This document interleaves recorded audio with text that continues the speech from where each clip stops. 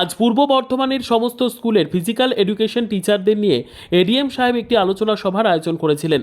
এই আলোচনা সভার উদ্দেশ্য পূর্ব বর্ধমানের সমস্ত স্কুলের যে ছেলেমেয়েরা ফুটবল খেলায় দক্ষ তাদের নিয়ে সাব ডিভিশনাল স্তরে ট্রায়ালের মাধ্যমে 150 ছাত্রছাত্রীকে বাছাই করে পরবর্তী পর্যায়ে কোচিং করানোর ব্যবস্থা গ্রহণ করা হবে এবং যে সমস্ত ছেলেমেয়েরা ফুটবলের কোচিংয়ে ভালো পারফর্ম করবে তাদের জাতীয় দলে খেলার সুযোগ থাকবে।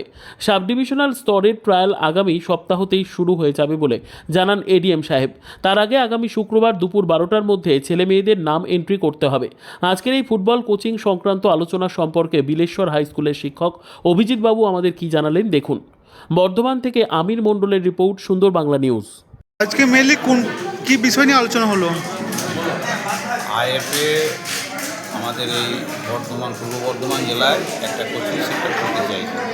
গ্রাম বাংলা থেকে প্রতিভাবান খেলোয়াড়, ফুটবল খেলোয়াড়দের বিভিন্ন এজ গ্রুপ আছে, তাদেরকে নিয়ে মেল এবং ফিমেল নিয়ে প্রায় 150 জনকে এরকম আন্ডারে নিয়ে আসতে চাই। 100 জন মেল এবং 50 জন ফিমেল ক্যান্ডিডেটকে দিয়ে তাদেরকে কোচিং করাবো এবং তাদেরকে আরও উপর লেভেলে, স্টেট লেভেল বা ন্যাশনাল লেভেলে নিয়ে যেতে চাই।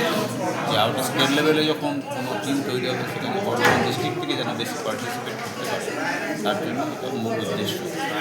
এবং তাদেরকে তার জন্য বিভিন্ন রকম কিটস দেওয়া বা তাদের থাকা, লজিং, ফুডিং সব ব্যবস্থায় আইএফের তরফ থেকে আমাদের ডিস্ট্রিক্ট ডিএম অফিস থেকে সব ব্যবস্থা করা যাবে, সরকারের তরফ থেকে করা হচ্ছে। আমাদের শুরু হয় সম্ভবত আমাদের সামনে থেকে শুরু হয়ে যাবে, সামনের সপ্তাহ থেকে। হ্যাঁ, সামনের সপ্তাহ থেকে শুরু হবে। আমাদের মোট টোটাল এডিএম সাহেব বললেন যে প্রায় 948 জন মতো অ্যাপ্লিকেন্ট জমা পড়েছে। বিভিন্ন এজ গ্রুপ আছে সেখানে, তার মধ্যে 141 জন ফিমেল ক্যান্ডিডেট। আচ্ছা, কোচিং দেওয়ার উদ্দেশ্যটা কি?